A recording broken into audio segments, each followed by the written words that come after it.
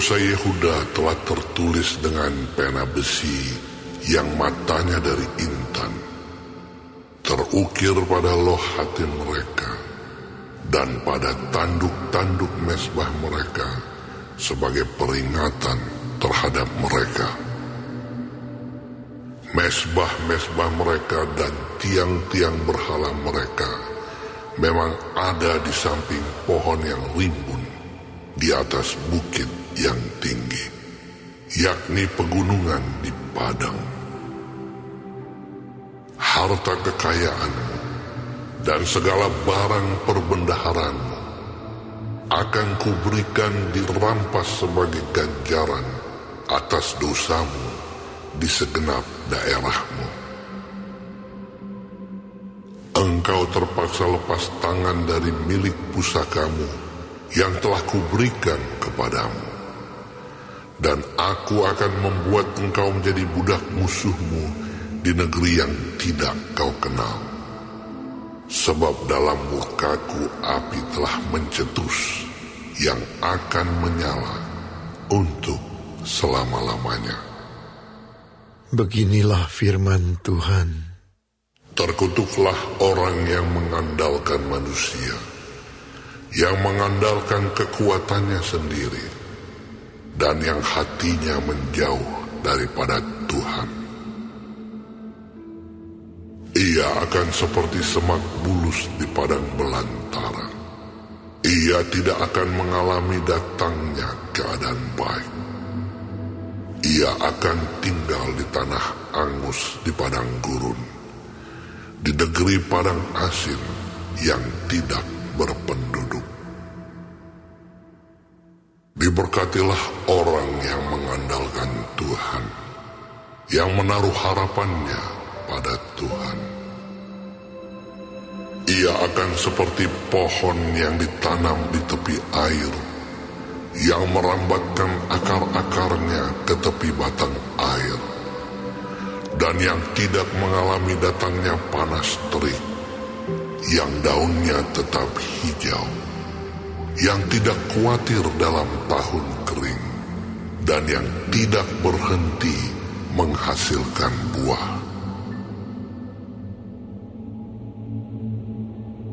Betapa liciknya hati, lebih licik daripada segala sesuatu.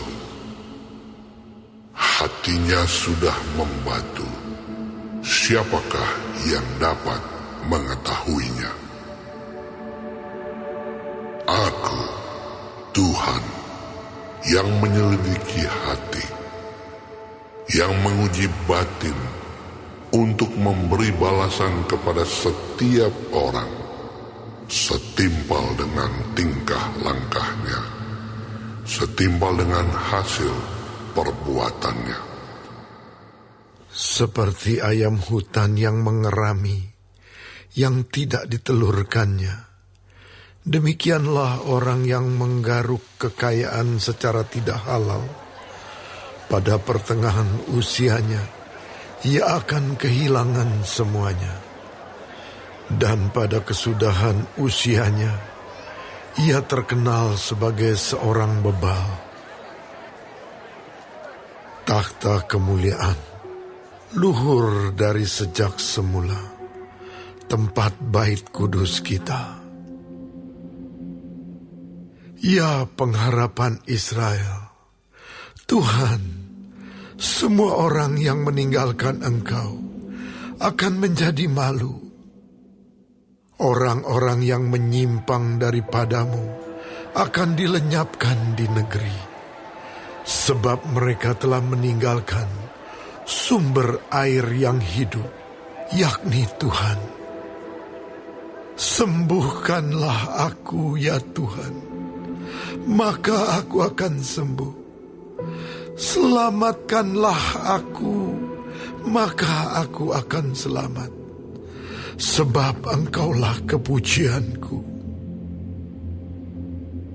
Sesungguhnya mereka berkata kepadaku, di manakah firman Tuhan itu? Biarlah ia sampai. Namun tidak pernah aku mendesak kepadamu untuk mendatangkan malapetaka.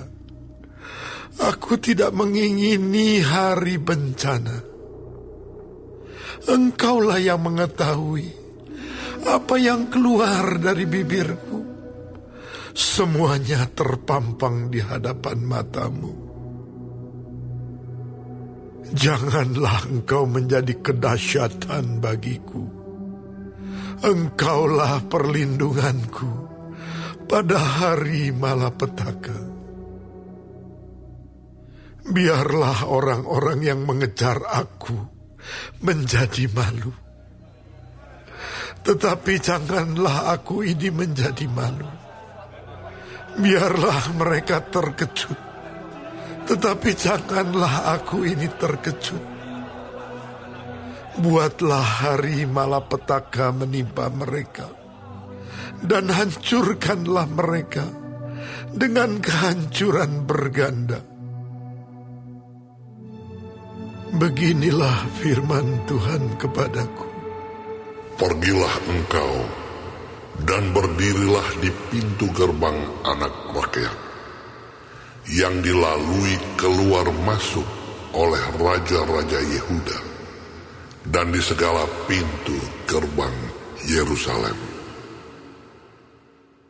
Katakanlah kepada mereka, dengarlah firman Tuhan, hai raja-raja Yehuda, hai segenap Yehuda, dan segenap penduduk Yerusalem yang masuk melalui pintu-pintu gerbang ini.